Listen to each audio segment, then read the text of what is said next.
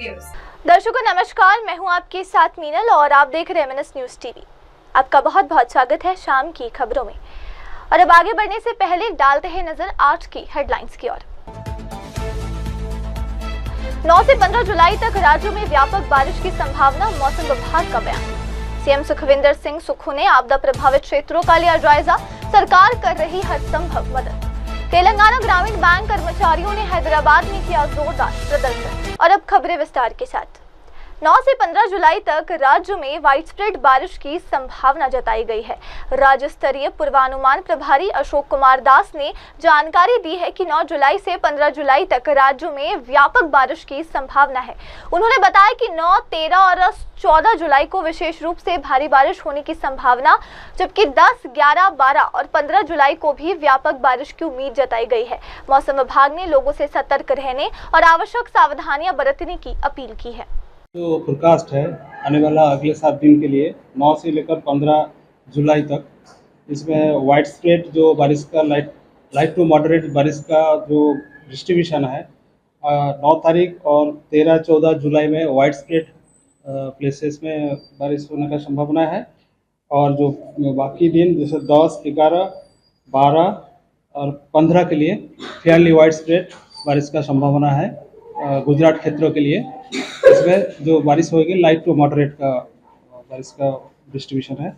और जो सौराष्ट्र कच्छ के लिए लाइट टू मॉडरेट रेन का जो डिस्ट्रीब्यूशन है, इसमें फेयरली वाइड स्प्रेड रहेगा अगले 7 दिन के लिए। और अभी हेवी रेनफॉल का भी वार्निंग है गुजरात रीजन के लिए अगले 7 दिन। और जो सौराष्ट्र कच्छ के लिए 12 और 13 जुलाई के लिए हेवी रेनफॉल का वार्निंग है। इसमें जो डे 1 में हेवी रेनफॉल का वार्निंग दिया गया है गुजरात रीजन में डांग, नवसारी, वलसाड, तापी, दमन, दादरा नगर हवेली के लिए। और गुजरात रीजन में डे 2 के लिए 10 जुलाई के लिए जो हेवी रेनफॉल दिया गया है नवसारी, वलसाड, दमन और दादरा नगर हवेली के लिए येलो वार्निंग के साथ ये हेवी रेनफॉल वार्निंग दिया गया है। और थंडरस्टॉर्म विद लाइटनिंग का भी वार्निंग है अगले 5 दिन तक, 9 तारीख से लेकर आपका 13 तारीख तक थंडरस्टॉर्म विद लाइटनिंग और विंड स्पीड जो रहेगा 30 से 40 किलोमीटर प्रति घंटा विंड स्पीड भी रहेगा। जो अहमदाबाद और आसपास क्षेत्रों के लिए आज लाइट टू मॉडरेट रेनफॉल का वार्निंग है। इसके साथ lightning with thunderstorm with lightning का भी रहेगा 30 to 40 किलोमीटर विंड स्पीड के साथ। फिशरमैन भाई के लिए भी आज वार्निंग है, आज के लिए डे 1 के लिए है दोनों क्षेत्रों में, जो तटीय क्षेत्र है दक्षिण और उत्तर जो गुजरात के तटीय क्षेत्र है, इसके लिए आज का वार्निंग है फिशरमैन भाई के लिए। अहमदाबाद के लिए लाइट टू मॉडरेट रेन का पूर्वानुमान है आज, lightning with thunderstorm 30 to 40 kilometre speed. अभी जो सिस्टम ट्रफ लाइन पास कर रहा है उत्तर पूर्व अरबियन सी से लेकर गंजेटिक वेस्ट बंगाल के आसपास एक साइक्लोनिक सर्कुलेशन परसिस्ट कर रहे हैं, क्योंकि वहाँ एक लो प्रेशर सिस्टम परसिस्ट है Gangetic West Bengal and neighbourhood में। तो ये जो ट्रफ लाइन है परसिस्ट कर रहा है 4.5 किलोमीटर टू 7.6 किलोमीटर हाइट में, जो लाइन पास हो रहा है दक्षिण गुजरात, उत्तर मध्य प्रदेश, विदर्भ होते हुए दक्षिण छत्तीसगढ़ और उड़ीसा से ये लाइन पास कर रहा है। और अब बढ़ते अगली खबर की ओर। आपदा प्रभावित क्षेत्रों का जायजा ले रहा हूं, सरकार हर संभव मदद कर रही है, सीएम सुखविंदर सिंह सुक्खू का बयान। हिमाचल प्रदेश के मुख्यमंत्री सुखविंदर सिंह सुक्खू ने कहा है कि वे आपदा प्रभावित इलाकों का स्वयं निरीक्षण कर रहे हैं और सरकार जरूरतमंदों को भी आवश्यक सामग्री उपलब्ध करवा रही है। उन्होंने कहा कि सरकार की ओर से लगातार राहत और बचाव कार्य जारी है, लेकिन सोशल मीडिया पर ऐसा दिखाया जा रहा है मानो कोई मदद नहीं पहुंच रही और कोई काम नहीं हो रहा। ये पूरी तरह सच नहीं है। सीएम लोगों से अफवाहों पर ध्यान न देने और प्रशासन का सहयोग करने की अपील की। देखिए, आपदा प्रभावित क्षेत्रों का मैं जायजा ले रहा हूँ। मैं जब अनाज की कमी थी तो हेलीकॉप्टर लेकर मैं थुनाग के रेन गलू में उतरा था, और रेन गलू में उसमें सड़क ठीक नहीं थी। मैं तो उसके बाद हमने यहाँ अनाज छोड़ा। मैं सभी अधिकारियों का और जो हमारे उप मुख्यमंत्री, पीडब्ल्यूडी मिनिस्टर, जो उन्होंने समय पर आकर यहाँ सारी योजनाओं का जायजा लिया था, और मैं प्रशासनिक अधिकारियों का भी धन्यवाद करना चाहता हूँ कि सरकार ने बहुत अच्छा इंतज़ाम किया है। आप रिलीफ कैंपों में रहने वाले लोगों से पूछ सकते हैं। जो सरकार की तरफ से जो सुविधा है वो उपलब्ध करवाई गई है और यहाँ किसी प्रकार की कमी नहीं है। लेकिन सोशल मीडिया के माध्यम से ऐसा प्रस्तुत किया जा रहा है जैसे कि कुछ नहीं हो रहा है। ये सड़कें इतनी खुली है, आज भी 50 जेसीबी लगी है और उससे पहले 100 जेसीबी लगी थी। सड़कें खुलवा कर ही हम आगे बढ़ सकते थे। आज जो हम पर सवाल उठाते हैं उनसे ये पूछना चाहिए, अगर ये सड़कें नहीं खुली होती तो वो कैसे आगे जाते। ये सवाल पैदा होता है। महज सोशल मीडिया में राजनीति चमकानी है तो वो तो भारतीय जनता पार्टी से सीखो। हमें ना सोशल मीडिया में राजनीति करनी है, हम तो सिर्फ जनता की सेवा करना चाहते हैं। 2023-24 में भी सेवा की है और आज भी जनता की सेवा के लिए हम आए हैं। क्या कहते हैं, PWD का मिनिस्टर्स हमारे विक्रमादित्य जी आए। मैं खुद हर दिन डिजास्टर के तहत नोटिफिकेशन कर रहा हूँ, वो सचिवालय से बैठकर होती है। और आपदा का सबसे प्रभावित क्षेत्र सिराज है। मैं धर्मपुर विधानसभा क्षेत्र में गया और मैं अब सारे क्षेत्रों का हमने जायजा लिया। शिमला में मैं गया। मैं ये कहना चाहता हूँ कि इस समय हमें राजनीति चमकाने का समय नहीं है। मुझसे जयराम ठाकुर जी रोज़ बात कर रहे हैं। उन्होंने कहा कि मैं जंजाली क्षेत्र का दौरा करना चाहता हूँ, हेलीकॉप्टर की सुविधा अगर है तो एयरफोर्स का हेलीकॉप्टर सरकार ने मंगवाया और हमने उनका बोला कि आपका विधानसभा क्षेत्र है, आप जाइए। वो गए, वो घूम रहे, अच्छी बात है। लेकिन मैं देख रहा हूँ कि राजनीतिक रोटियाँ सेकने के लिए कई बार हम ज़रूर से ज़्यादा सोशल मीडिया का प्रयोग करके अपनी राजनीतिक रोटियां सेकते हैं। इस प्रकार की बातों से दूर रहना चाहिए। आइए अब देखते हैं अगली खबर। हैदराबाद में तेलंगाना ग्रामीण बैंक कर्मचारियों का प्रदर्शन। तेलंगाना ग्रामीण बैंक एम्प्लॉइज यूनियन ने आज अपनी मांगों को लेकर जोरदार प्रदर्शन किया। यूनियन के सदस्यों ने वेतनमान, सेवा शर्तों और कर्मचारियों के हितों से जुड़ी विभिन्न समस्याओं के समाधान की मांग को लेकर विरोध जताया। प्रदर्शनकारियों ने बैंक प्रबंधन और सरकार से जल्द सकारात्मक कदम उठाने की अपील की है। जिंदाबाद जिंदाबाद जिंदाबाद जिंदाबाद जिंदाबाद जिंदाबाद जिंदाबाद जिंदाबाद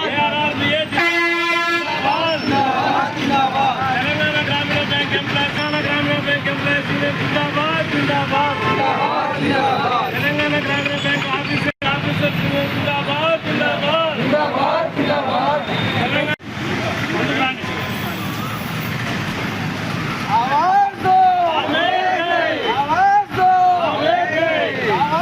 जिंदाबाद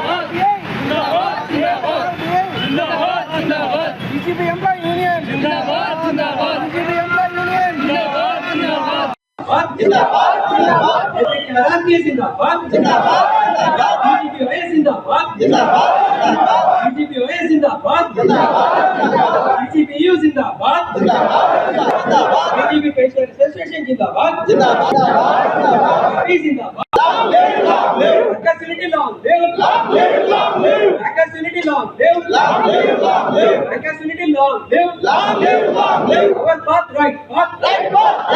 our path right path our demand just and right our demand just and right our demand just and right आवाज दो आवाज दो Thank you.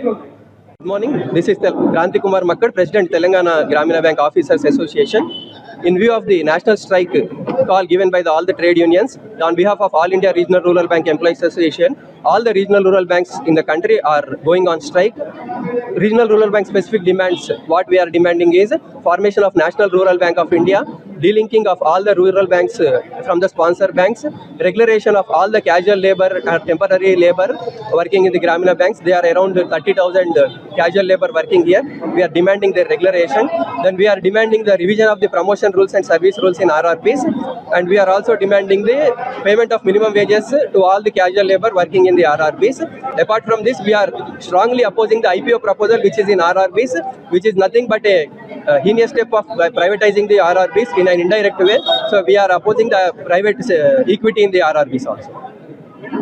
ये डिमांड है कि ग्रामीण बैंक्स को पूरा IPO लागू करने का प्लान चल रहा है, इसमें उसको हम अपोज कर रहे हैं और लेबर कोड उसको भी हम अपोज कर रहे हैं। कैजुअल लेबर्स को परमानेंट करने के लिए हम चाह रहे हैं। देश पूरा इस स्ट्राइक में पार्टिसिपेट कर रहा है। CTU के उसमें भी भाग ले रहे हैं। पूरे एसोसिएशन को हमारा मदद से हम पार्टिसिपेशन करके इसको सक्सेस करने के वास्ते हमारे मेंबर्स पूरे TGP OA देश सब में पूरा सब में पार्टिसिपेशन कर रहा। खुशी से हम लागू करने को कोशिश कर रहे हैं। सब में कुछ आगे बढ़ाएंगे। धन्यवाद। आइए देखते हैं अब अगली खबर। गोपाल खेमका हत्याकांड पर तेजस्वी यादव के बयान पर JDU प्रवक्ता नीरज कुमार का पलटवार। जनता दल के प्रवक्ता नीरज कुमार ने बिहार विधानसभा में नेता प्रतिपक्ष और RJD नेता तेजस्वी यादव पर तीखा हमला बोला है। यह हमला पटना में व्यवसायी गोपाल खेमका की हत्या पर तेजस्वी यादव की टिप्पणियों के बाद आया है। नीरज कुमार ने कहा कि तेजस्वी यादव हत्याओं को लेकर राजनीति कर रहे हैं, जबकि कानून व्यवस्था बनाए रखने के लिए सरकार पूरी तरह गंभीर है। उन्होंने कहा कि RJD को पहले अपने कार्यकाल का रिकॉर्ड देखना चाहिए, जब अपराधियों को संरक्षण मिलता था। अब आपने गोपाल खेमका जी के बारे में सचमुच हमारे यूनिवर्सिटी पर हमला था, बड़ा हमला था हमारा। बड़े पैमाने पर इसको प्रचारित किया गया कि बिहार का गवर्नेंस फेल, नीतीश कुमार जी का गवर्नेंस फेल। वह भी FIR की कॉपी मेरे पास है। अननोन FIR, अज्ञात, किसी को नहीं मालूम किसने ये आपराधिक घटना को अंजाम दिया। ध्यान दीजिए, बयान वाला निकाल लीजिएगा जरा सा, कि 3 घंटे लग गए पुलिस को पहुंचने में। तेजस्वी यादव जी 11:37 में घटना होती है। 12:05 में पुलिस पहुंचती है और FIR कहता है, उनके पुत्र ने FIR दर्ज किया है और FIR में लिखा हुआ है कि हम अपने पिता का मृत शरीर ले आए। 2 बजे CTSP पहुंची, उन्होंने पोस्टमार्टम के लिए कहा। तब 12:02 में कितना देर का होगा? अभी भाई DPS से पढ़े हैं तो हमको नहीं समझ में आता। 2 घंटा और 3 घंटा में इनको अंतरे समझ में नहीं आता है। ये फ्री जोन के हो जाते हैं, फ्रीलांसर, बोलने में कुछ से कुछ बोल देते हैं। चूंकि आपराधिक घटना था, तथ्यों की अन्वेषण करना चाहिए था। इसके बगैर बोलना ठीक बात नहीं होता है। लेकिन आपने कह दिया तो हम तो अनुरोध करेंगे FIR पढ़ लीजिए। खाली 420 और मनी लॉन्ड्रिंग एक्ट वाला पढ़िएगा, अरे भी पढ़िए।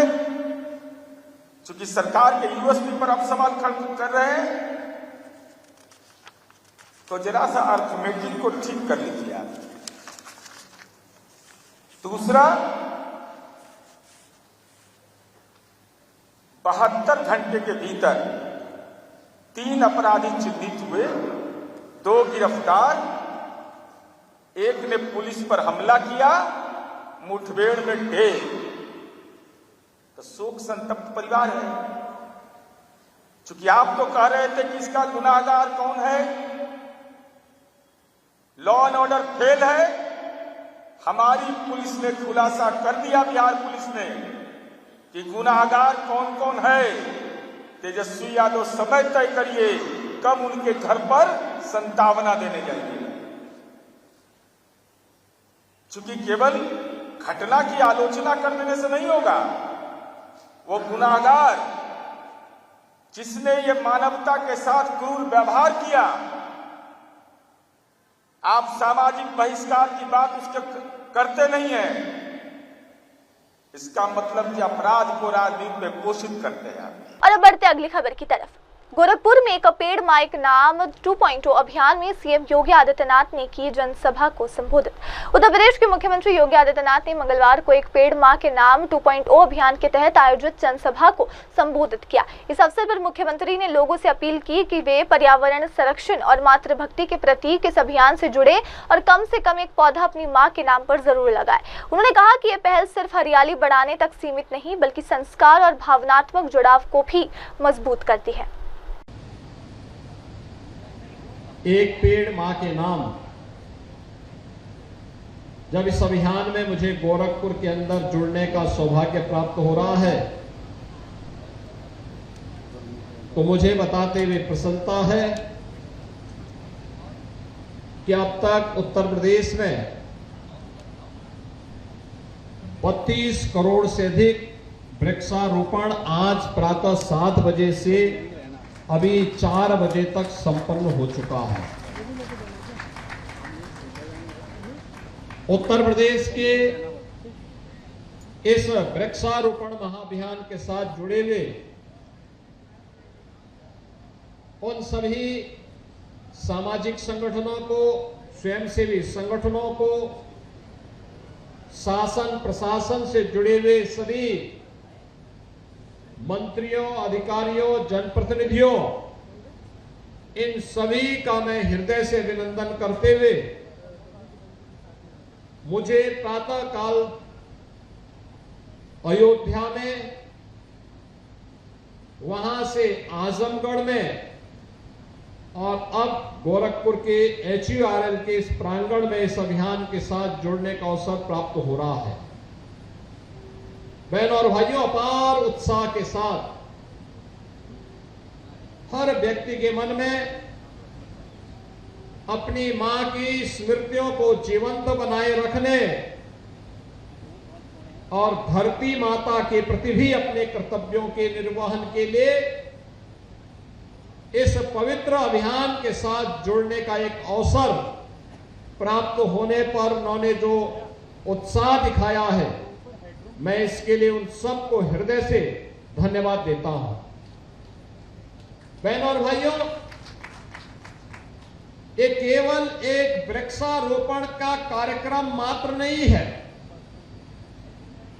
ये वर्तमान को सजोने का और भविष्य को बचाने का भी एक अभियान है। आइए अब देखते हैं अगली खबर। बिहार बंद पर यूपी कांग्रेस प्रमुख अजय राय का बयान, चुनाव से ठीक पहले प्रक्रिया शुरू कर लोगों को वोट के अधिकार से वंचित करने की साजिश। मतदाता सूची में संशोधन को लेकर बिहार में चल रहे बिहार बंद आंदोलन के बीच उत्तर प्रदेश कांग्रेस अध्यक्ष अजय राय ने केंद्र सरकार और चुनाव आयोग पर गंभीर आरोप लगाए हैं।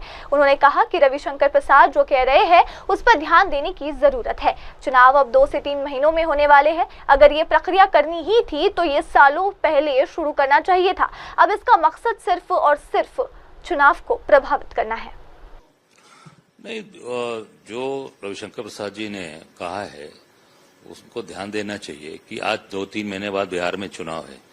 अगर कोई भी कार्रवाई आपको करनी है या कोई भी जांच पड़ताल करनी है तो सालों की प्रक्रिया होती है। वो आपको अगर कोई इस तरह की चीजें करनी होती तो आपको पहले से करना चाहिए था।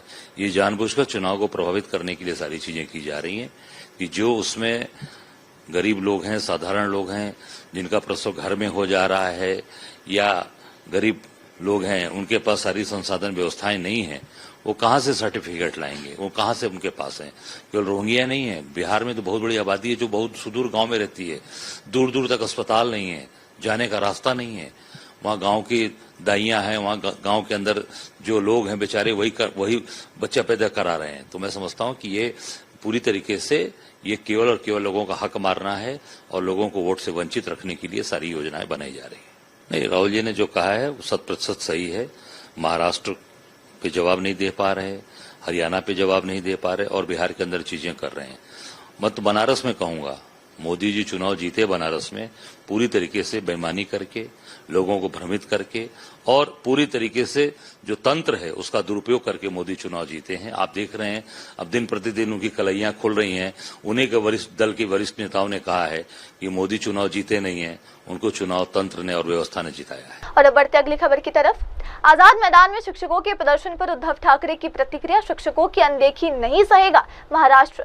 शिवसेना के प्रमुख उद्धव ठाकरे ने मुंबई के आजाद मैदान में चल रहे शिक्षकों के प्रदर्शन को लेकर सोमवार को मीडिया से बातचीत की। उन्होंने प्रदर्शन कर रहे शिक्षकों के समर्थन में अपनी आवाज बुलंद की। उद्धव ठाकरे ने कहा कि जो लोग आने वाली पीढ़ियों को गढ़ते हैं उन्हें अनदेखा किया जा रहा है। ये शिक्षक सिर्फ अपने हक की मांग कर रहे हैं। सरकार को उनकी मांगों को गंभीरता से लेना होगा। उन्हें राज्य सरकार पर निशाना साधते हुए कहा कि अगर सत्ता में बैठे लोग शिक्षकों की बात नहीं सुनते तो जनता उन्हें सबक सिखाएंगी। विधिमंडळात येण्यापूर्वी आझाद मैदानला गेलो होतो आणि आझाद मैदानामध्ये एकतर विना अनुदानित शिक्षक आणि दुसरं म्हणजे गेले अनेक वर्ष आम्हाला घरं द्या ही मागणी करणारे गिरणी कामगार या दोघांची आंदोलनं तिकडे सुरू आहेत. मला एका गोष्टीचं वैषम्य वाटलं. महाराष्ट्राच्या विधिमंडळाचं अधिवेशन इकडे सुरू आहेत, लोकप्रतिनिधी इकडे आलेले आहेत, परंतु लोक ज्या व्यथा त्यांच्या वर्षानुवर्ष मांडतायत ते मात्र आझाद मैदानात तिकडे आंदोलन करतायत.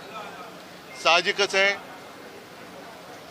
शिक्षकांना सुद्धा आम्ही वचन दिले की आम्ही तुमच्या लढ्यामध्ये, तुमच्या न्याय हक्काच्या लढाईमध्ये तुमच्या सोबत आहोत. गिरणी कामगारांचा तर प्रश्नच नाही, कारण गिरणी कामगारांचा संप जर का तांत्रिकदृष्ट्या पाहिलं तर अजूनही सुरू आहे. आणि त्यावेळेला या गिरणी कामगारांच्या तोंडाला पानं पुसण्यात आली. वंथड हा जो काही प्रकार केला गेला, गिरणी कामगारांची घरं तर गेलीच, गिरण्यांच्या जमिनी गेल्या, तिकडे टॉवर्स उभे राहिले, अनेक मॉल्स उभे राहिले. आणि ज्या गिरणी कामगारांनी रक्त सांडून घाम गाळून ही मुंबई उभी केली, नवे संयुक्त महाराष्ट्रामध्ये आंदोलन करून ती मिळवून दिली, तो गिरणी कामगार मात्र स्वतःच्याच नगरीमध्ये बेघर झाला. आमच्यावरती नेहमी एक आरोप केला जातो जो अर्थातच खोटा आहे की शिवसेनेने मराठी माणसासाठी काय केलं. माझं सरकार जर का यांनी पाडलं नसतं तर साहजिकच आहे मी यांना सर्व गिरणी कामगारांना आणि सरकारी कर्मचाऱ्यांना देखील पोलिसांना सुद्धा घरं द्यायला सुरुवात केलीच होती. पण विशेषतः गिरणी कामगारांना पोलिसांना ही मुंबईमध्ये घरं दिली असती. पोलिसांना मिळत आहेत पण अजूनही दिली असती. आज आमची हीच मागणी आहे की एका बाजूला गिरणी कामगार हा मुंबई बाहेर फेकला जातोय, त्यांना शेलू आणि वांगडीमध्ये पाठवलं जाते आणि धारावीच्या माध्यमातून अदानीला मात्र अख्खी मुंबई आंदण दिली जाते. तर आमची आग्रहाची मागणी आहे की गिरणी कामगारांना धारावीमध्ये घरं द्या धारावीकरांसोबत, आणि अदानींचे टॉवर हे शेलू आणि वांगडीला उभे करा.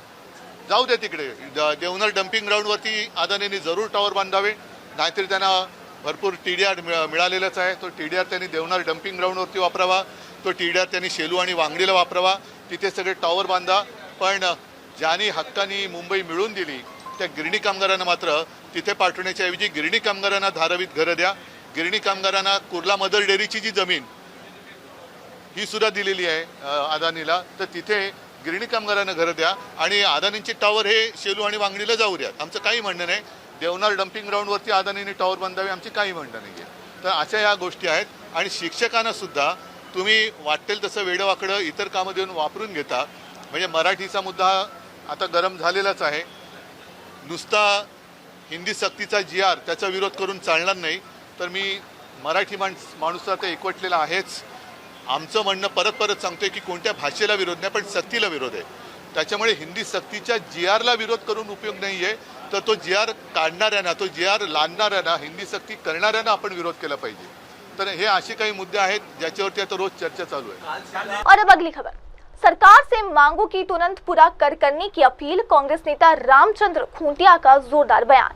अखिल भारतीय केंद्रीय ट्रेड यूनियन परिषद के विरोध प्रदर्शन के दौरान वरिष्ठ कांग्रेस नेता रामचंद्र खूंटिया ने कहा कि हमने 2 साल पहले जो 17 सूत्रीय मांग पत्र दिया था उसमें 4 श्रम संहिता को चुनौती देना, सभी श्रमिकों के लिए न्यूनतम वेतन 26,000 रुपए तय करना, पुरानी पेंशन योजना को पुनर्जीवित करना, महंगाई को नियंत्रित करना और निजीकरण को रोकना शामिल है। भारतीय सरकार को इन मांगों पर तुरंत ध्यान देना चाहिए। Central trade union industrial federation की तरफ से सारा भारत ऑल इंडिया स्ट्राइक का जो कॉल दिया था आज ये सफल हुआ है।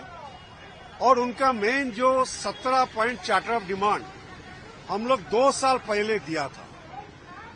Charter of demand include 4 labour code, जो 44 श्रम कानून को फेंक के 4 लेबर कोड लाए थे, उनको प्रत्याहार करना, 26,000 सारा भारतवर्ष में मिनिमम वेजेस करना और देश में जो पुराना पेंशन को रिवाइव करना, एम्प्लॉय प्रोविडेंट फंड पेंशन को 9,000 तक देना, देश में कार्यरत सभी टेम्पररी, कॉन्ट्रैक्चुअल, आंगनबाड़ी, पाचिका, हेल्थ वर्कर सभी को स्थायी करना और जो नेशनल एम्प्लॉयमेंट गारंटी प्रोग्राम में 200 दिन तक काम देना, 600 रुपीज पर डे उनको मिनिमम वेजेस देना और उसको भी अर्बन एरिया को एक्सटेंशन करना चाहिए और उसका बाद प्राइवेटाइजेशन को बंद करना चाहिए, प्राइस राइज को कंट्रोल होना चाहिए, पेट्रोल डीजल गैस का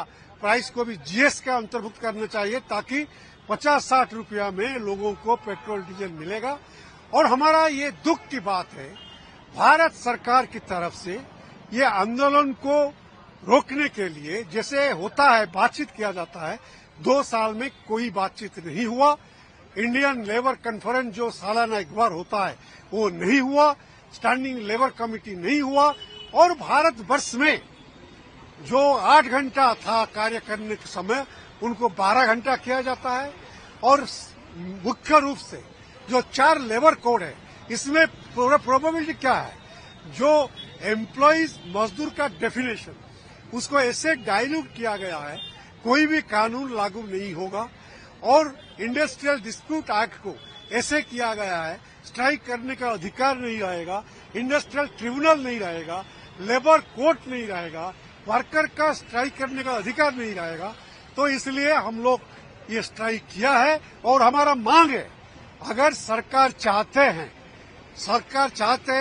भारतवर्ष का 49 करोड़ वर्कर उनका सहयोग चाहते हैं, तुरंत बुला के वो मांग का ऊपर कुछ फैसला करना चाहिए। और अब देखते हैं अगली खबर। हिमाचल प्रदेश प्राकृतिक आपदा पर बीजेपी अध्यक्ष जेपी नड्डा का शोक व्यक्त, राहत कार्यों का किया भरोसा। केंद्रीय मंत्री और भाजपा राष्ट्रीय अध्यक्ष जेपी नड्डा ने कहा कि हिमाचल प्रदेश में प्राकृतिक आपदाओं के कारण लगभग 51 स्थानों पर भारी तबाही हुई है, कई लोगों की जान गई और संपत्ति को नुकसान पहुंचा है। उन्होंने स्वयं और पार्टी की ओर से गहरी संवेदना व्यक्त की। नड्डा ने बताया कि राहत कार्य तेजी से चल रहे और भाजपा कार्यकर्ताओं ने सबसे पहले मदद मुहैया कराई, पूरे राज्य से राहत सामग्री पहुंच रही है। उन्होंने कहा कि प्रधानमंत्री नरेंद्र मोदी के नेतृत्व में केंद्र सरकार हमेशा राहत देने के लिए तैयारी रहती है। गृह मंत्री अमित शाह ने हाल ही में राहत कार्यों के लिए 2006 करोड़ रुपए जारी किए हैं। आज हिमाचल प्रदेश में मुझे मंडी जिले में आने का मौका मिला है और जो सारे हिमाचल प्रदेश में लगभग 51 स्थानों पर जो क्लाउड बर्स्ट और फ्लैश फ्लड्स आए हैं उसने बहुत भयंकर त्रासदी लाई है, जानें भी गई हैं और बहुत संपत्ति का और बहुत से गांव तकलीफ में आ गए हैं। सबसे पहले तो मैं अपनी ओर से और अपनी पार्टी की ओर से बहुत दुख प्रकट करता हूं और सच में मन द्रवित है कि हिमाचल प्रदेश के लोगों को इस फ्लैश फ्लड में तकलीफ में आना पड़ा है, जान की क्षति हुई है, माल की क्षति हुई है। मैं सबसे पहले तो जिन लोगों की जानें गई हैं उनके लिए पार्टी की तरफ से और अपनी तरफ से श्रद्धांजलि भी अर्पित करता हूं। भगवान उनको चरणों में स्थान दे और साथ ही साथ जो इसमें अपने घरों को छोड़कर अभी शेल्टर में रह रहे हैं उनके प्रति भी मेरी संवेदनाएं हैं, मैं उनसे मिलकर के आया हूं। आज मुझे पलमपुरी में और हमारे पंगल्यूर में और बक्सैड में और थुनाग में यहाँ आने का और ये जो घटनाएं घटी हैं उसको साक्षात देखने का भी मौका मिला है। सच में बहुत भयंकर ट्रेजेडी हुई है, बहुत बड़ी त्रासदी है और एक तरीके से हिमाचल प्रदेश के आम लोगों का जीवन तो अस्त व्यस्त हो गया है, विशेष करके मंडी जिले का। पार्टी जहां इस दुख भरी घड़ी में सबके साथ खड़ी है, हमारे पार्टी के डॉक्टर राजीव बिंदल के नेतृत्व में और जयराम जी के देखरेख में बहुत तीव्र गति से राहत कार्य चल रहा है और मैं ये कह सकता हूं कि सबसे पहले राहत का काम भारतीय जनता पार्टी के कार्यकर्ताओं ने शुरू किया। हर जगह सेवा का काम और सेवा के साथ साथ राहत पहुंचाने का काम। सारे प्रदेश से लोगों ने राहत सामग्री भिजवाई है। आपने देखा होगा हर जगह राहत केंद्र खोले गए हैं, सेवा केंद्र खोले गए हैं और वहां हर तरीके की राहत पहुंचाई जा रही है। फिर चाहे वो दैनंदिन जीवन में रोज़मर्रा में आने वाला सामान हो, फिर चाहे वो उनके अन्न की व्यवस्था करनी हो, उनके ठहरने की व्यवस्था करनी हो, सभी पर तीव्र गति से पार्टी की तरफ से काम चल रहा है। तो मैं जयराम जी को और राजीव बिंदल जी को इसके लिए शुभकामनाएं देता हूं, जो उन्होंने बहुत, और साधुवाद देता हूं जो उन्होंने बहुत कम समय में इस काम को अपने हाथ में लिया और एक तरीके से सबसे पहले आप आकर के लोगों के साथ खड़े हुए और आपने उसमें तकलीफ में उनकी मदद करने की, उनके आंसू को पोंछने का काम किया है। जहां तक राहत का सवाल है, भारत सरकार हमेशा मोदी जी के नेतृत्व में राहत के लिए तत्पर रहती है और तत्काल प्रभाव से तत्पर रहती है। इसलिए जो भी इसमें राहत में आर्थिक मदद की आवश्यकता होगी, हम पहले भी खड़े रहे हैं और हम आगे भी खड़े रहेंगे। आपको सिर्फ मैं याद दिला दूं कि मैं पिछले 2023 में, जब 2023 ही था, 2023 में जब ट्रेजेडी आई थी जिसमें मंडी और कुल्लू अफेक्ट हुआ था, तो मैं 3 बार यहाँ आया था और हर बार मैंने 200 करोड़, 300 करोड़ और कुल मिलाकर के हमने कोई 3140 करोड़ रुपए आदरणीय मोदी जी ने, प्रधानमंत्री जी ने यहाँ की राहत कार्य के लिए दिया, 3140 करोड़ रुपए। और अभी रिहैबिलिटेशन के लिए, रिकंस्ट्रक्शन के लिए, असेसमेंट के बाद आदरणीय अमित शाह जी, गृह मंत्री जी ने 2006 करोड़ रुपए उसके रिलीज किए हैं। तो कुल मिलाकर के देखा जाए एनडीआरएफ में, तो कुल मिलाकर के 5000 से ज्यादा करोड़ रुपए हम लोगों ने राहत कार्य में 2023 के रिहैबिलिटेशन में। और इसमें एक बात और मैं बता दूं कि जो आर्थिक दृष्टि से मदद करने की आवश्यकता है, जो हमने प्रधानमंत्री आवास योजना में कितने घर थे? 93,000 घरों को बनाने के लिए आर्थिक मदद दी गई। उसी तरीके से हम लोगों ने प्रधानमंत्री ग्रामीण सड़क योजना में पूरी ताकत लगा करके उस ग्रामीण सड़क योजना में भी आर्थिक सहायता दी है। 3,000 के करोड़ के आसपास उसमें भी हमने सहायता दी है। इसलिए मैं हिमाचल की जनता को आश्वस्त करना चाहता हूं कि भारत सरकार मोदी जी के नेतृत्व में चल रही है, कोई भी कमी नहीं छोड़ी जाएगी और किसी भी तरीके की कमी नहीं रखी जाएगी। हम हिमाचल की जनता के साथ खड़े हैं और मैं भारत सरकार का प्रतिनिधि होने के नाते और भारतीय जनता पार्टी के अध्यक्ष होने के नाते इस बात को जिम्मेवारी पूर्ण तरीके से कहना चाहता हूं कि हिमाचल की जनता के साथ हम सदा खड़े हैं और आगे भी खड़े रहेंगे। धन्यवाद। राज्य सरकार का रिस्पॉन्स कैसा देखते हैं? और अब देखते हैं अगली खबर। नई मुंबई पुलिस ने नशीली दवाओं के खिलाफ विशेष अभियान चलाकर 9 आरोपियों को किया गिरफ्तार। 47 लाख मूल्य के 120 ग्राम हेरोइन जब्त। नवी मुंबई पुलिस ने एक विशेष एंटी ड्रग ऑपरेशन के तहत बड़ी सफलता हासिल की है। इस अभियान का नेतृत्व सहायक पुलिस आयुक्त अशोक राजपूत ने किया। अभियान के दौरान पुलिस ने कुल 9 व्यक्तियों को हिरासत में लिया है, जिसमें से लगभग 120 ग्राम हेरोइन बरामद हुई है। इस नशीली दवा की कुल अनुमानित बाजार कीमत करीब 47 लाख बताई जा रही है। पुलिस ने बताया कि ऑपरेशन नशीली दवाओं की तस्करी और वितरण के खिलाफ चलाए जा रहे लगातार प्रयासों का हिस्सा है। गिरफ्तारी और जब्ती के बाद मामले की गहन जांच जारी है ताकि इस अवैध नेटवर्क के अन्य सदस्य भी पकड़े जा सके। हमारे जो माननीय पुलिस आयुक्त श्री मिलिंद भारंबे सर, वैसे पुलिस सह आयुक्त Shri Sanjay Anpure sir, additional CP crime Deepak Sakore sir और डीसीपी क्राइम काळे सर, ये इन्होंने हम सब क्राइम ब्रांच के अधिकारी और नई मुंबई में जो नियुक्त किए हुए अधिकारी है पुलिस स्टेशन के, सबको सूचना दी है कि नई मुंबई में ड्रग्स फ्री रहना चाहिए। उसी हिसाब से बहुत सारे कार्यक्रम भी अभी तक अम्लीय पदार्थ के जन जागृति के बारे में लिए है कि सेवन नहीं करना चाहिए।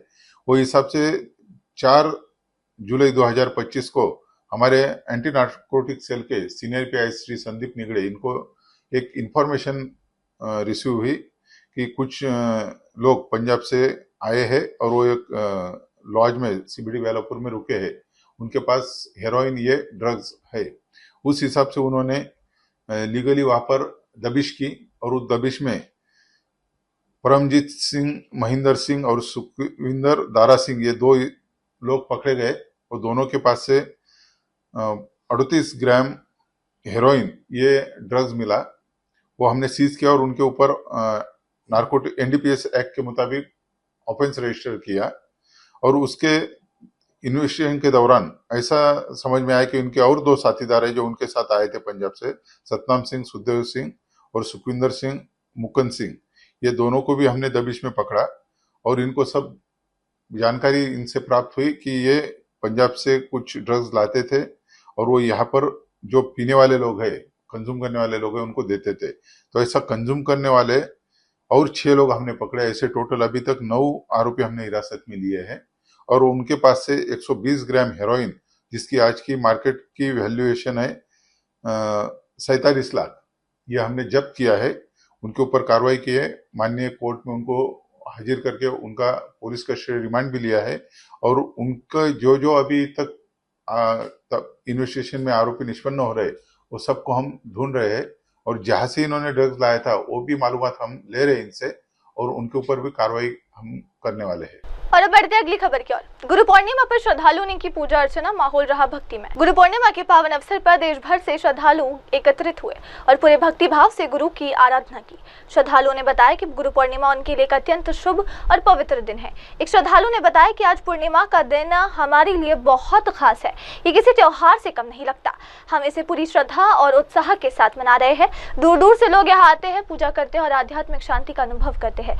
ये एक बहुत ही अपलिफ्टिंग अनुभव होता है। आज गुरु की पूर्णिमा का दिन है, तो मतलब आज का दिन हमारे लिए बहुत अच्छा है। मतलब हाँ, मतलब कि एक पर्व के रूप में मतलब हम लोग इस चीज़ को मना रहे हैं। तो एक तरह से बहुत जगह से यहाँ लोग आते हैं और यहाँ पर पूजा करते हैं। बहुत अच्छा धार्मिक भाव से मतलब बहुत अच्छा प्रतीत होता है। मतलब ऐसा हाँ, दर्शन हो गया है। यहाँ हम लोग आए हैं अपनी मनोकामना लेके कि गुरु की दया और साहब दीदी के आशीर्वाद से सब भाई बहनों का अच्छे से दर्शन हो और बाबा कीनाराम का आशीर्वाद सब लोगों को मिले। हम अकेले आए हैं। हाँ, हमारा दर्शन हो गया। बहुत अच्छी सुरक्षा है, सफाई भी है, व्यवस्था बहुत अच्छी है। गुरु पूर्णिमा के दिन यहाँ बहुत सारी मान्यताएं हैं, इसलिए तो लोग आते हैं और हम लोग भी आते हैं। खासकर हम लोग तो पहले नहीं जानते थे। एक संस्था है आओ चलें शिव की ओर, जिसके संचालक हैं साहब श्री हरिंद्रानंद, जो कि रांची से शुरुआत की है। इसमें 3 काम करना पड़ता है। पहले में दया मांगना है कि हे शिव, आप मेरे गुरु हैं, मैं आपका शिष्य हूँ, मुझ पे दया कीजिए। इसी बात को मनी मन सोचना है। दूसरे में लोगों से बताना है कि भगवान शिव है, उसको आप अपना गुरु मान सकते हैं। तीसरे में गुरु माने हैं तो प्रणाम करना होगा, नमः शिवाय से आप प्रणाम कर सकते हैं। सांस अंदर जाए तो नमः, बाहर आए तो शिवाय। गुरु पूर्णिमा है, मैं काशी विश्वनाथ मंदिर आए थे सर, वो स्नान करने के लिए, दान करने के लिए। अभी आप गुरु के मंदिर आए हुए हैं जी? हाँ, मंदिर आ गया, दर्शन हो गया है सर। गुरु की पूर्णिमा बस आनंद खुश रहे, प्रभु के पूर्वज है, ये सब दान करते रहते हैं। ये है बस आशीर्वाद चाहिए गुरु का। हाँ, दर्शन हो गया सर। मैं कल आए थे सर। हाँ, परिवार के लड़की है, एक माता जी है, एक लड़का है। कैसी व्यवस्थाएं हैं? व्यवस्थाएं तो बहुत बढ़िया है सर। यहाँ की प्रशासन ने जो बाबा का आश्रम में बहुत बढ़िया सुविधाएं यहाँ पे है। ऐसी सुविधाएं किसी मंदिर में नहीं है, मैंने देखा। पहली बार आया हूँ मैं लखनऊ से। जी, मैं पहली बार आया हूँ सर। लेकिन सुविधाएं यहाँ की व्यवस्थाएं बहुत अच्छी हमें लगी है। आइए बढ़ते अगली खबर की ओर। देश भर में तैयार हो रही 100 अमृत भारत एक्सप्रेस ट्रेनें। रेलवे बोर्ड के सूचना एवं प्रचार निदेशक दिलीप कुमार ने जानकारी दी है कि देश भर में लगभग 100 नए अमृत भारत एक्सप्रेस ट्रेनों का निर्माण किया जा रहा है। ये ट्रेनें भारत के विभिन्न हिस्सों को कवर करेगी और यात्रियों को बेहतर सुविधाएं प्रदान करेगी। उन्होंने बताया कि फिलहाल 3 अमृत भारत ट्रेनें संचालित हो रही है और बिहार के लिए 5 नई ट्रेनें प्रस्तावित है। इन ट्रेनों के माध्यम से न केवल रेलवे नेटवर्क और मजबूत किया जाएगा, बल्कि यात्रियों को आधुनिक, सुविधाजनक और तेज सेवा भी उपलब्ध कराई जाएगी। पूरे देश में करीब 100 नए अमृत भारत एक्सप्रेस ट्रेनों का निर्माण किया जा रहा है और इनका परिचालन देश के विभिन्न हिस्सों से हम लोग करेंगे। अभी 3 अमृत भारत ट्रेनें चल रही हैं और 5 नई ट्रेनें बिहार को देने की बात हुई है। माननीय मंत्री जी बिहार के दौरे पर थे और उन्होंने घोषणा की है कि 4 नई अमृत भारत ट्रेनें और एक दूसरी ट्रेन का परिचालन बिहार से प्रारंभ किया जाएगा। जो जनरल ट्रेन एक चलाने वाले हैं हम लोग, उसका परिचालन बिहार के सीमांचल एरिया में जोगबनी से तमिलनाडु के ईरोड के बीच में किया जाएगा, जबकि जो 4 अमृत भारत ट्रेनें हैं उनका परिचालन विभिन्न शहरों से किया जाएगा। एक ट्रेन का परिचालन दैनिक आधार पर पटना से दिल्ली के बीच में किया जाएगा, यानी कि वह एक डेली एक्सप्रेस ट्रेन होगा जो कि पटना और दिल्ली के बीच में चलेगा। दूसरी ट्रेन साप्ताहिक होगी जो दरभंगा और लखनऊ के बीच में चलाई जाएगी। तीसरी अमृत भारत ट्रेन जो है वह मालदा टाउन से किऊल और गया के रास्ते जो है वह लखनऊ तक चलेगी। और चौथी अमृत भारत एक्सप्रेस ट्रेन जिसके परिचालन की घोषणा की गई है उसका परिचालन सहरसा से अमृतसर के बीच में किया जाएगा। तो पूरे देश में पहले से जो 3 अमृत भारत ट्रेनें चल रही हैं उसमें से 2 जो है वो बिहार से ओरिजिनेट होती थी और ये 4 नई ट्रेन भी किसी न किसी रूप में बिहार से एसोसिएटेड हो रही हैं। तो कुल मिलाकर के 7 में से 6 अमृत भारत ट्रेनें जो हैं वह बिहार से चलेंगी। और आप जानते हैं कि अमृत भारत ट्रेन जो है वह विशेष सुविधाओं से युक्त है, काफ़ी हाईटेक ट्रेन है जिसकी की अधिकतम गति जो है वह 130 किलोमीटर प्रति घंटे की है। और इसमें हम लोगों ने उसी प्रकार की सुविधाएं उपलब्ध कराई है नॉन एसी सेगमेंट में, जैसे कि वंदे भारत एसी एक्सप्रेस में है। इसमें जो हम लोग सुविधाएं दे रहे हैं उसमें foldable snacks table, mobile holder, water बोतल holder, fast mobile charging points और बेहतरीन आरामदायक सीटों की सुविधा शामिल है। एयरक्राफ्ट की तर्ज पर प्रत्येक कोच में हम लोगों ने रेडियम एल्यूमिनेटेड फ्लोरिंग स्ट्रिप्स भी लगाए हैं। साथ ही इसकी जो बॉडी है वो एयर स्प्रिंग बॉडी है जिससे कि झटका मुक्त सफ़र में का अनुभव होगा। लोगों को का जो कंफर्ट लेवल है वह कई गुना अधिक होगा। पुश पुल टेक्नोलॉजी इस ट्रेन की एक खासियत है और इसके चलते यदि कहीं इंजन रिवर्सल की या डायरेक्शन जब चेंज होता है और अदरवाइज यदि इंजन रिवर्सल की ज़रूरत होती है तो वह इस ट्रेन में नहीं होती है। यही फीचर वंदे भारत एक्सप्रेस और नमो भारत रैपिड रेल में भी है। साथ ही इसका जो शौचालय है वह इलेक्ट्रो न्यूमेटिक फ्लशिंग सिस्टम से युक्त है, वंदे भारत की तरह ही होगा वह। और दिव्यांगों के लिए एक स्पेशल शौचालय की व्यवस्था इस ट्रेन में की गई है। सील्ड गैंगवे और वैक्यूम एवेक्यूएशन सिस्टम भी इस ट्रेन में लगाया गया है, उसकी फैसिलिटी दी गई है। हर कोच में टॉकबैक यूनिट लगाई गई है, हर कोच में फायर डिटेक्शन सिस्टम लगाया गया है। और ऐसा पहली बार हुआ है जबकि हम लोगों ने किसी नॉन एसी ट्रेन में फायर डिटेक्शन सिस्टम लगाया है। तो कुल मिलाकर के अमृत भारत ट्रेनें जो है काफ़ी एडवांस और काफ़ी किफ़ायती भी है, इसलिए कि इसका जो किराया का स्ट्रक्चर है वह काफ़ी कम्पिटिटिव रखा गया है, काफ़ी इकोनॉमिकल रखा गया है वी कैन से। इसलिए कि 1000 किलोमीटर की यात्रा पर मात्र 500 रुपये का किराया अमृत भारत ट्रेन में रखा गया है। तो जो मिडिल क्लास के लोग हैं, जो डेली बेसिस पर या बहुत फ्रिक्वेंटली अलग अलग शहरों में जाना चाहते हैं या जाते रहते हैं, उन सब के लिए ये जो ट्रेनें हैं अमृत भारत ट्रेनें वह किसी वरदान से कम नहीं है और निश्चित रूप से उनके कंफर्ट लेवल में, उनके यात्रा को सुगम बनाने में इन ट्रेनों की महत्वपूर्ण भूमिका होगी। और अब बढ़ते अगली खबर की ओर। नाम्बिया में प्रधानमंत्री नरेंद्र मोदी ने नाम्बियाई संसद में भाषण के बाद सांसदों से की मुलाकात। नाम्बिया की संसद में अपने संबोधन के समापन के बाद प्रधानमंत्री नरेंद्र मोदी ने वहां मौजूद सांसदों से गर्मजोशी से हाथ मिलाया। इस अवसर पर संसद में एक सौहार्दपूर्ण और ऐतिहासिक माहौल देखने को मिला। प्रधानमंत्री मोदी के संबोधन के दौरान भारत और नाम्बिया के बीच मजबूत होते संबंधों, सहयोग और साझेदारी पर विशेष जोर दिया गया। उनके भाषण के बाद सांसदों ने खड़े होकर तालियों से स्वागत किया और उन्होंने भी व्यक्तिगत रूप से सांसदों से मिलकर अपने विशेष सम्मान का इजहार किया। Thank you excellency. Thank you.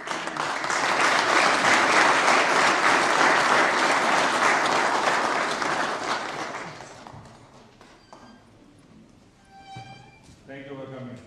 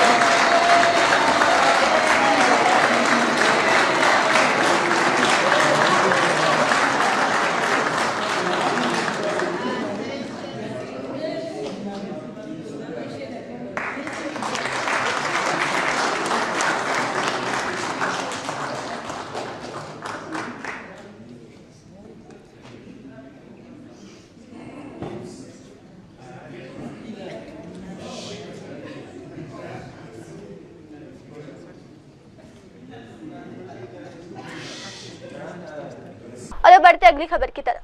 2014 के बाद कृषि उत्पादन क्षमता में हुआ बड़ा बदलाव। हरियाणा के मुख्यमंत्री नायब सिंह सानी ने राज्य में कृषि क्षेत्र में हुए व्यापक सुधारों पर प्रसन्नता व्यक्त की है। उन्होंने कहा कि पिछले 11 वर्षों में विशेष रूप से 2014 के बाद हरियाणा की कृषि उत्पादन क्षमता में उल्लेखनीय वृद्धि हुई। मुख्यमंत्री ने कहा कि मुझे जानकर खुशी हो रही है कि पिछले 11 वर्षों में खासकर 2014 के बाद हमारी कृषि उत्पादन क्षमता में महत्वपूर्ण सुधार हुआ है। यदि हम 2014 की स्थिति की तुलना 2025 से करें तो एक बड़ा और स्पष्ट अंतर दिखाई देता है। एक जबरदस्त परिवर्तन साफ तौर पर देखा जा सकता है। और मुझे खुशी है कि पिछले 11 वर्षों में चाहे किसान को अगर हम देखते हैं 2014 के बाद हमारी जो कृषि की उत्पादन क्षमता है वो उत्पादन क्षमता जो 2014 में थी अगर आज हम 2025 में देखें तो उसमें एक जमीन आसमान का अंतर नजर आएगा, बड़ा अंतर नजर आता है। और मुझे खुशी है कि हम हरियाणा के अंदर किसान का, क्योंकि हमारा जो हरियाणा प्रदेश है कृषि प्रधान प्रदेश है, कृषि के ऊपर आधारित प्रदेश है। किसान को सशक्त और मजबूत करना लगातार हमारी सरकार का पिछले 11 वर्षों में निरंतर हम उसके ऊपर काम करते रहे हैं। किसान लाभकारी मूल्य उसको मिले, उसको लेकर के हम लगातार हमारी सरकार काम कर रही है। चाहे ई मंडी के साथ किसान को जोड़ने की बात है, चाहे किसान को अगर प्राकृतिक आपदा से उसको नुकसान होता है तो उसकी भरपाई की बात है, और चाहे किसान की, मुझे तो खुशी इस बात की भी है कि एक योजनाबद्ध तरीके से हमने हरियाणा प्रदेश के अंदर, मुझे ये कहते हुए कि हमारा हरियाणा प्रदेश ये पहला ऐसा प्रदेश है जिसने अपने किसान की 100% फसल कोई भी उगाता है उसको एमएसपी पर खरीदने का काम हम करते हैं, ताकि किसान को किसी प्रकार का भी जोखिम ना हो, घाटा ना हो, उसको लाभकारी मूल्य मिले। हम ये काम कर रहे हैं। हमारा सब्जी का भी किसान है हरियाणा के अंदर, उसको भी भावांतर भरपाई देने का काम हमारी सरकार कर रही है। हॉर्टिकल्चर का किसान, हमने अभी ये निर्णय किया अपने बजट के अंदर, पिछले दिनों लगातार हम हॉर्टिकल्चर के किसान को भी बढ़ावा देने के लिए काम कर रहे हैं। हमने एक्सीलेंसी सेंटर्स हरियाणा प्रदेश के अंदर, हमने अलग अलग एरियाज के अंदर वो बनाने का निर्णय लिया है। हॉर्टिकल्चर के अंदर चाहे किन्नू का हमारा एक क्षेत्र है, उस किन्नू के क्षेत्र के अंदर कि उसका एक्सपोर्ट हो बाहर, एक एक्सीलेंस सेंटर्स उत्कृष्टता के अंदर हमने बनाने का निर्णय किया है। एक स्ट्रॉबेरी का हमने किया है, एक लीची का हमने किया है, ताकि किसान हॉर्टिकल्चर की तरफ भी जाए। चाहे हमने पानी को लेकर के कम पानी लगे। और अब अगली खबर, स्वतंत्रता उपलब्धियों पर हम बड़ी जिम्मेदारी डालते हैं, प्रधानमंत्री नरेंद्र मोदी का बयान। दरअसल प्रधानमंत्री नरेंद्र मोदी ने कहा कि भारत की स्वतंत्रता की ऐतिहासिक उपलब्धियां केवल गर्व का विषय नहीं बल्कि ये हम पर एक बड़ी जिम्मेदारी भी डालती है। उन्होंने कहा कि देश को सिर्फ अपनी स्वतंत्रता की रक्षा ही नहीं करनी बल्कि समानता, न्याय और अवसर के उच्चतर मानकों को भी स्थापित करना है। प्रधानमंत्री ने कहा कि मैं हमारी स्वतंत्रता की उपलब्धियों को उल्लेख करता हूँ जो हम पर एक भारी जिम्मेदारी डालती है, न केवल हमारी कठिनाई से प्राप्त आजादी की रक्षा करने की बल्कि खुद के लिए समानता, न्याय और सभी के लिए अवसर के उच्च मानक तय करने की भी। We will score faster and score more. We are honored to support Namibia's youth through the new Entrepreneurship Development Center.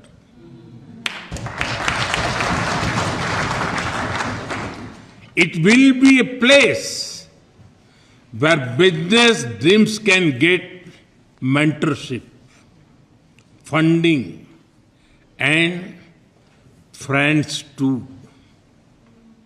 Health is another pillar of our shared priority.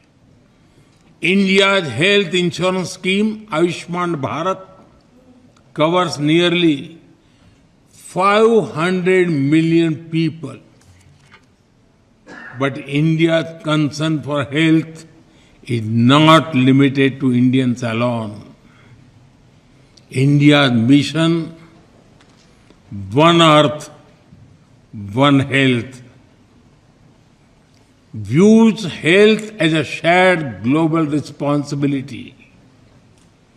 During the pandemic, we stood with Africa, providing vaccines and medicines, even when many others refused to share. He once said, and I quote, "Our achievements of independence imposes upon us a heavy responsibility, not only to defend our hard-won liberty, but also to set ourselves higher standards of equality, justice, and opportunity for all. Without regard to race, creed, or color," I unquote. His vision of a just and free nation continue to inspire us all. We also honor the memories of the heroes of your freedom struggle, Hoshea Kutako,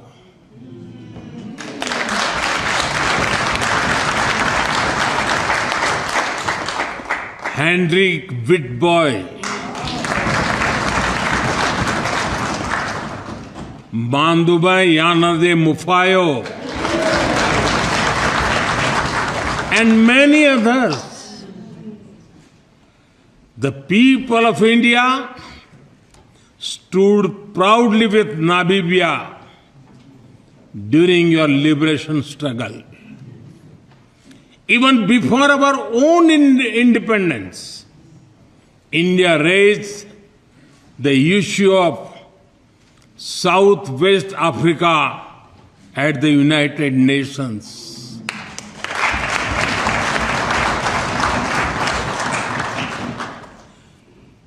We supported SWAPO in your quest for freedom. In fact, New Delhi hosted their first ever diplomatic office abroad.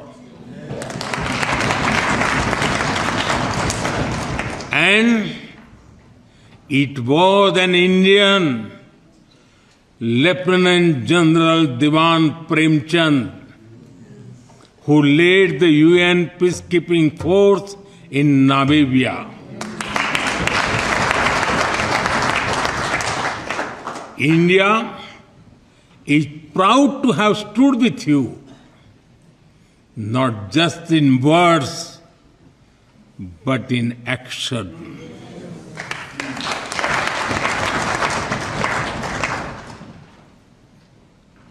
As the well-known Namibian poet Mulvayan Nongola wrote, and I quote, "When freedom comes home to our country, we will proudly erect the finest monument in memory." Unquote. Today, this very parliament and this free and proud Namibia are living monuments. Friends, India attaches great importance to its historic relation with Namibia. We not only value our ties from the past, but we are also focused on realizing the potential of our shared future. We see great value in working together on Namibia's Vision 2030 and the Harambee Prosperity Plan.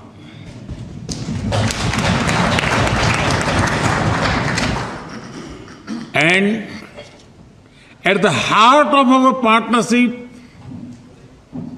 are our people. Over 1,700 Namibians have benefited from scholarships and capacity building programs in India.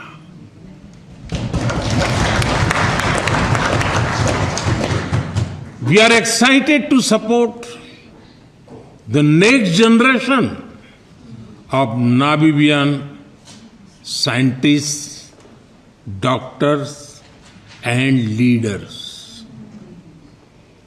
The Center of Excellence in IT, the India wing at the JADS campus of the University of Namibia, and training in defense and security.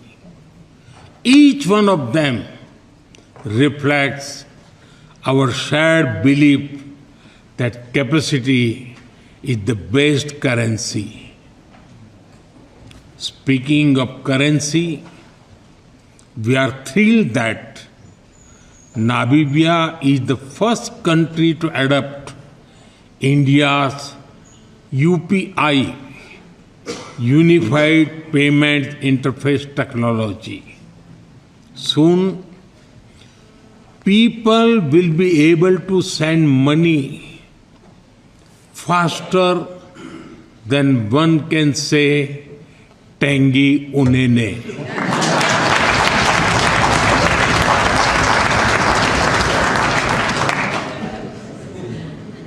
Soon, a Himba, grandmother in Kunene, or a shopkeeper in Katutura will be able to go digital with just a tap faster than a springbok.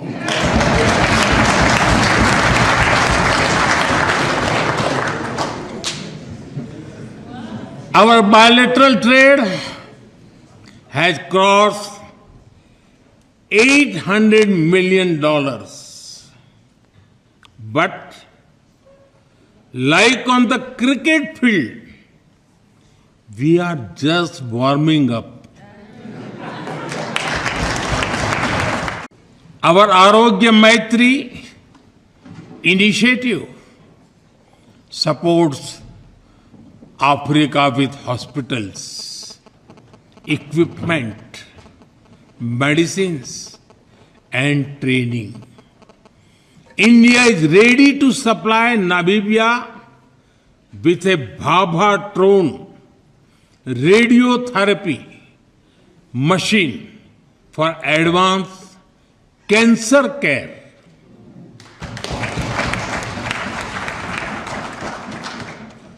This machine, developed in India, had been deployed in 15 countries and has helped nearly 500,000 patients in different countries with critical cancer care. We also invite Namibia to join the Jan Aushadhi program for access to affordable and quality medicines. Under this program, cost of medicines in India has been brought down by 50 to 80%. It is helping more than 1 million Indians daily. And so far, it has helped patients save nearly $4.5 billion in healthcare costs. Friends, India and Namibia have a powerful story of cooperation, conservation, and compassion. When you help us in reintroducing cheetahs in our country, we are deeply grateful for your gift. आइए बढ़ते अगली खबर की तरफ। कोलकाता के new Alipur में 30 से अधिक ट्रकों में तोड़फोड़, ट्रक मालिकों ने पुलिस पर लगाए गंभीर आरोप। कोलकाता के न्यू अलीपुर इलाके में सुबह एक बड़ी घटना सामने आई, जहां 30 से अधिक ट्रकों में तोड़फोड़ की गई। ट्रकों के शीशे, बॉडी लाइनिंग और टायरों को क्षतिग्रस्त किया गया। इस घटना से ट्रक मालिकों में भारी आक्रोश देखा गया। ट्रक ऑनर्स एसोसिएशन ने आरोप लगाया कि ये तोड़फोड़ स्थानीय पुलिस कर्मियों द्वारा की गई, जो कथित तौर पर एक पार्किंग विवाद को लेकर नाराज थे। ट्रक मालिक लोकेश सिंह और राजन सिंह ने मीडिया से बात करते हुए कहा कि हमारे ट्रक सही जगह पर खड़े थे, लेकिन पुलिस ने जबरन उन्हें हटाने की कोशिश की। जब हम विरोध करने गए तो उन्होंने ट्रकों में तोड़फोड़ शुरू कर दी। पुलिस वाले का गुंडा मस्तानी भैया, रात को 1:30 बजे 2 बजे रात को जाम लग जाता है, कौन कंप्लेन करता है, वो आके शीशा तोड़ देता है। तो शीशा तोड़ने के बाद जाम खत्म हो जाता है भैया, लेकिन उसके पहले जाम रहता है। और ड्राइवर अगर गाड़ी हटाने जाता है, मालिक गाड़ी हटाने, उसको भी डंडा चार्ज किया जाता है। अभी तक हम लोग परेशान हो गए। चौथे पांचवें बार ऐसा हुआ तो थाना में गए, थाना हमारे साथ कोऑपरेट नहीं किया तो आइलैंड जाम किए। उसके बाद ओसी से बात हुआ है, उन्होंने आश्वासन दिया, अपना नंबर दिया है कि भविष्य में ऐसा नहीं होगा, हम देखेंगे किस कारण से ऐसा हो रहा था। जी, वहां से भी हम लोग को बुलाया गया था, वहां भी हम लोग गए थे, तो वहां से भी ये आश्वासन मिला है कि आप लोग पहले मेरे पास क्यों नहीं आए, ऐसा होता तो हम देखते पहले।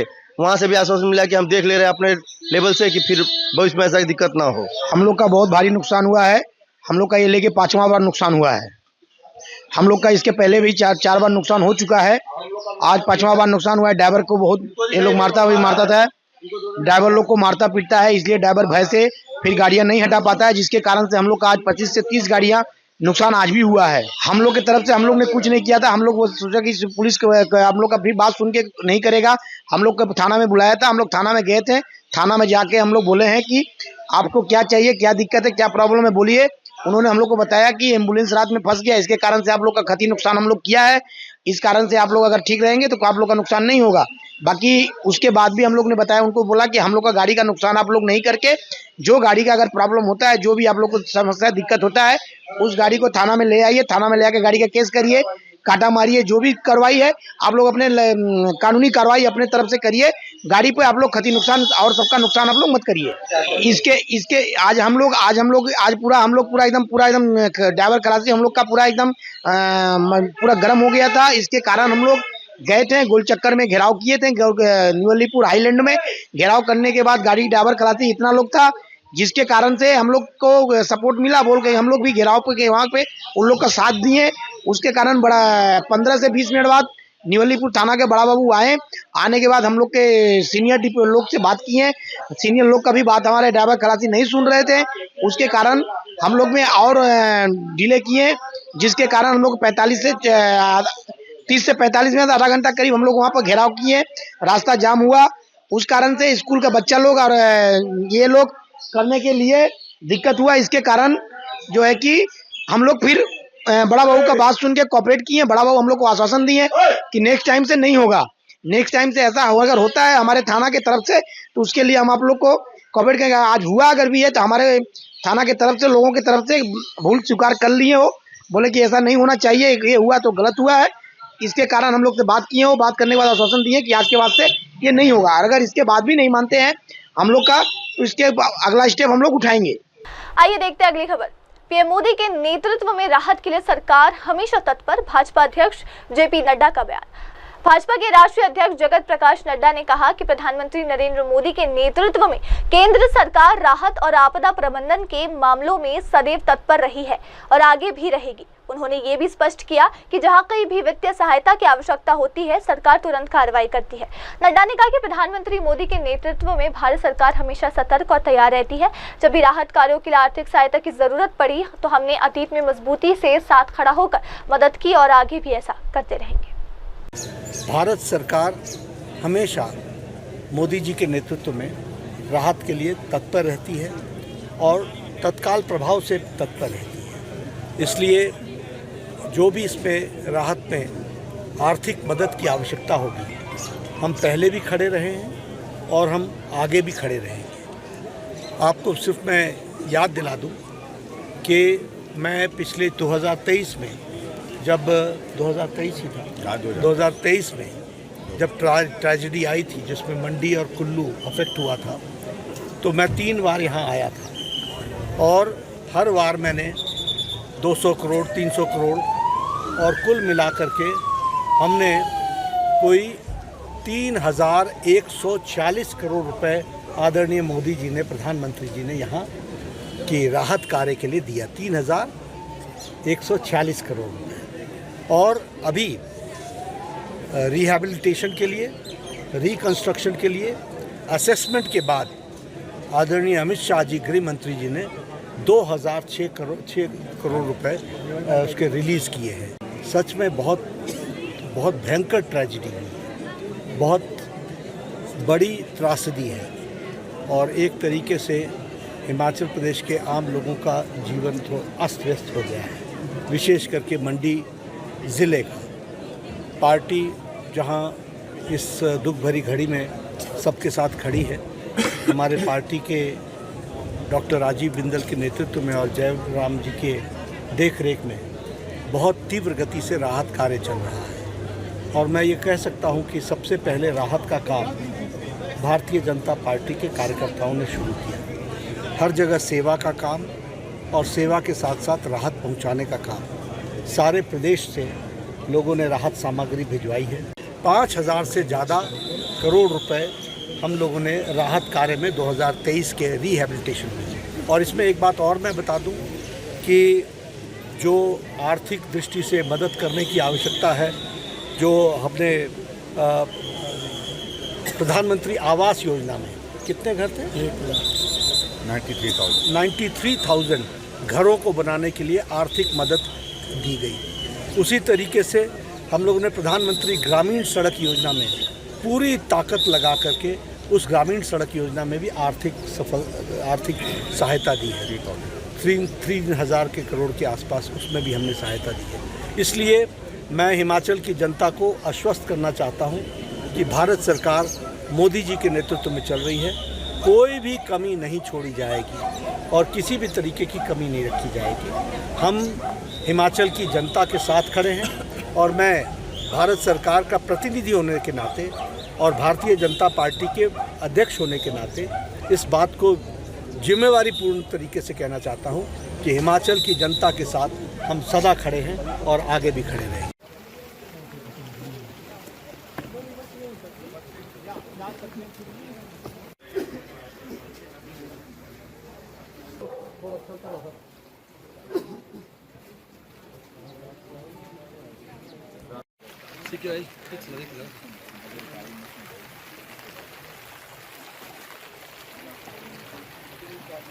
बहुत नुकसान हो गया, सोचा भी नहीं था ऐसा आने वाला।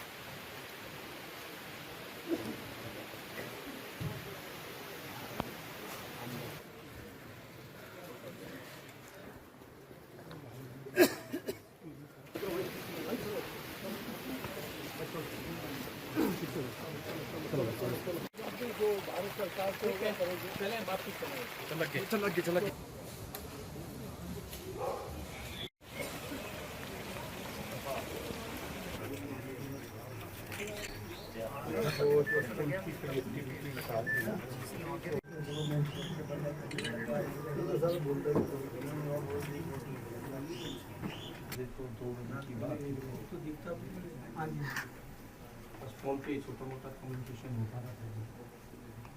और अब देखते हैं अगली खबर। हिमाचल प्रदेश में भीषण तूफान और बाढ़ से तबाही कुछ नहीं बचा, सब कुछ बह गया। स्थानीय निवासी हिमाचल प्रदेश के एक स्थानीय निवासी ने हालिया तूफान और बाढ़ से हुए विनाशकारी नुकसान की पीड़ा साझा करते हुए बताया कि किस तरह प्राकृतिक आपदा ने पूरे गांव को तहस नहस कर दिया। उन्होंने भावुक स्वर में कहा कि उस दिन ऐसा तूफान आया कि कुछ भी खड़ा नहीं रहा। हमारे मवेशी बकरियां सब कुछ खत्म हो गए। मेरी 100 बकरियां और 4 गाय भी थी, सब बह गई। वहाँ कुछ भी नहीं बचा। 3 घर भी बुरी तरह से तबाह हो गए। आप अगर वहाँ जाकर देखेंगे तो यकीन नहीं होगा कि वहाँ कभी घर भी थे। बताना चाहेंगे उस दिन क्या क्या हुआ था? उस दिन ऐसी तूफान आया कि भाई बिल्कुल कोई भी चीज वहाँ पे कुछ भी नहीं बचा हुआ, जिसमें भेड़ बकरियां थी, गाय भी थी, हर एक चीज वहाँ पे आज की डेट में बिल्कुल साफ है, बिल्कुल कुछ भी नहीं बचा हुआ है वहाँ पे। मेरे पास लमसम कोई 100 बकरियां थी, वो भी चला गई। उसके बाद 4 गाय थी, जर्सी गाय, वो भी चला गई। 3 मकान थे वहाँ पे, वो भी चला गए। 3 वहाँ पे हमारा परिवार 10 बंदों का था, सिर्फ वही परिवार बचा। गाय के कपड़े थे वही बचे और कुछ नहीं बचा वहाँ पे। इस टाइम वहाँ देखा जाए तो वहाँ कोई ऐसा बोल नहीं सकते, वहाँ घर भी बने हुए थे, बिल्कुल साफ हो गया वहाँ पे। कितने के लोग बहे हैं? हाँ जी, ये लोग कितने बहे हैं? वहाँ 2 भाई, 1 फादर मेरा रहता था। हाँ जी, 10 परिवार सारे थे हम, और 10 के हाँ जी, वहाँ कुछ नहीं बचा। हमारे जितने भी थे वो कुछ नहीं बचा वहाँ पे। हम सिर्फ हमारे परिवार बचे, हम बचे बस, और कुछ नहीं बचा वहाँ पे। बाकी जो लोग हैं वो कहाँ ठहरे हैं? बाकी लोग अभी हाँ, जो स्थानीय हमारे एरिया है, जहाँ हमारा गांव है, वहाँ पे हम ऊपर रह रहे हैं। वहाँ के हमारे एरिया में हर इंसान हमारी हेल्प कर रहा है, ऐसा कुछ नहीं है। पर वहाँ पे नीचे कुछ भी नहीं बचा हुआ है। वहाँ हमारे लिए हेल्प गांव वाले कर रहे हैं, हर चीज वहाँ गांव वाले कर रहे हैं, और हम वहाँ रह रहे हैं। जंगल है, वो जंगल के साथ वो एरिया है, वहाँ रह रहे हैं हम। सरकार से अभी तक तो फिलहाल कुछ नहीं है। अभी बता रहे हैं कि भाई मिलेगा, सब कुछ मिलेगा, मगर थोड़ा वहाँ रास्ता है ही नहीं। चलने फिरने के बाद दिक्कत है, रोडे ब्लॉक है, वहाँ आने की कोई संभावना नहीं है। जब वहाँ पहुंचेगी तो सुविधा सरकार हर चीज बोल रही है कि भाई हम देंगे, मगर अभी तक कुछ नहीं ऐसा। ऐसी बाढ़ आपने पहले भी कभी देखी? नहीं, ऐसी बाढ़ ना कभी हमने देखी, ना कभी आई। हमारा दादा परदादा वहाँ रहता था, वो भी वहाँ पे गुजर गए, मगर वहाँ ऐसी बाढ़ कोई नहीं आई। अब वो ऐसी बाढ़ आई कि जो देखने के लायक नहीं है। वहाँ जमीन मेरी थी, कम से कम 7-8 बीघे जमीन थी। वहाँ पे कोई भी एरिया नहीं बचा जमीन का जो कि वहाँ देखने लायक है। कि हम सरकार से मदद करेंगे कि भाई हमें कोई सुरक्षित जगह दिया जाए, वहाँ पे आप मौका किया जाए कि भाई वहाँ के हालात, ना जगह है, ना जमीन है, ना घर है, ना बाहर है। हमें कोई ऐसी सुरक्षित जगह मिले जाए, वहाँ घर भी मिले, वहाँ 2 रोटी कमाने के लिए हमारे लिए जमीन भी मिले। मैं जैसे यही उम्मीद करना चाहता हूँ सरकार से, ये है। और अब अगली खबर। गुरु पूर्णिमा पर उत्तर प्रदेश के मुख्यमंत्री योगी आदित्यनाथ ने गोरखनाथ मंदिर में की पूजा अर्चना। गुरु पूर्णिमा के पावन अवसर पर उत्तर प्रदेश के मुख्यमंत्री योगी आदित्यनाथ ने बुधवार सुबह गोरखनाथ मंदिर में विधिवत पूजा अर्चना की। मुख्यमंत्री ने परंपरागत रूप से अपने गुरुओं की श्रद्धांजलि अर्पित की और आशीर्वाद प्राप्त किया। मुख्यमंत्री योगी, जो स्वयं गो रक्षक पीठाधीश्वर है, हर वर्ष गुरु पूर्णिमा के दिन अपने गुरु महंत अवेद्यनाथ की समाधि पर श्रद्धा सुमन अर्पित करते हैं। इस अवसर पर बड़ी संख्या में श्रद्धालु भी मंदिर पहुंचे और गुरु परंपरा के प्रति अपनी आस्था व्यक्त की।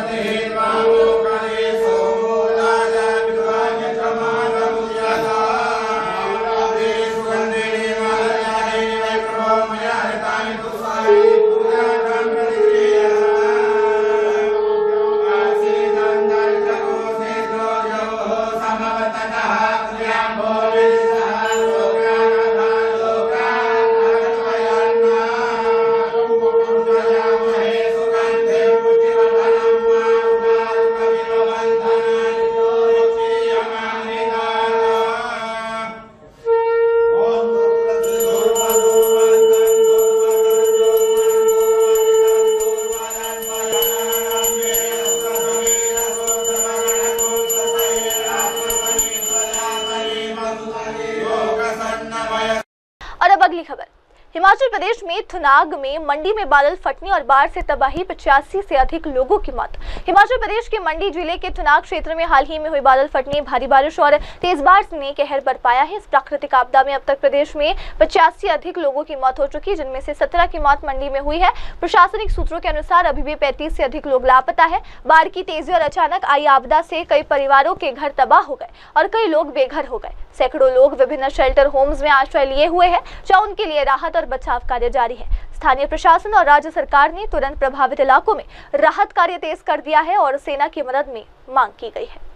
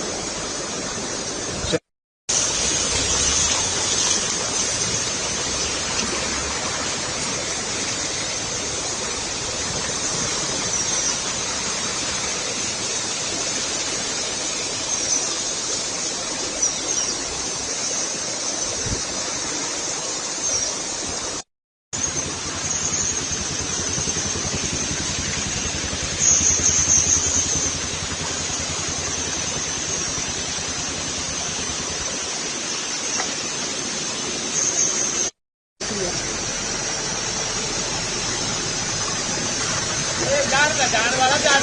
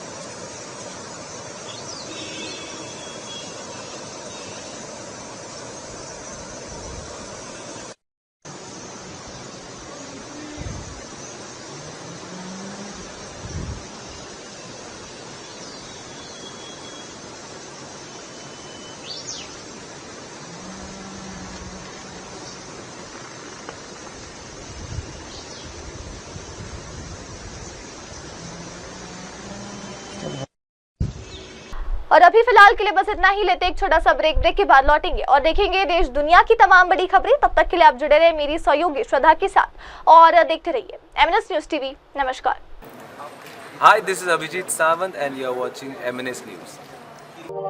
आप देख रहे हैं MNS